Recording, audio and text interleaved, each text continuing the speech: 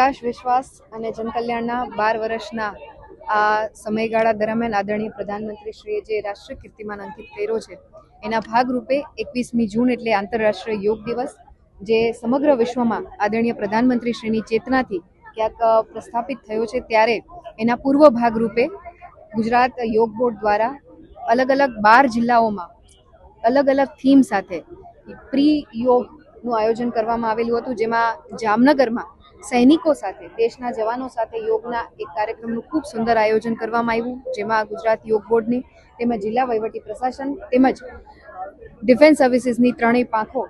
Air force, navy અને આર્મીના જવાનો સાથે તેમજ પોલીસ ડિપાર્ટમેન્ટના જવાનો સાથે આજે યોગ કરવાનો અવસર પ્રાપ્ત થયો, ત્યારે આ તકે હું યોગ બોર્ડ તેમજ જિલ્લા વહીવટી પ્રશાસન તંત્રનો ખૂબ હૃદયપૂર્વકનો આભાર માનું છું. સાથે સાથે જે NGOના માધ્યમથી બંધુ ભગીની આ કાર્યમાં જોડાયા છે, આ યોગમાં જોડાયા, એમનો પણ હું સવિશેષ આજની તકે આભાર માનું છું.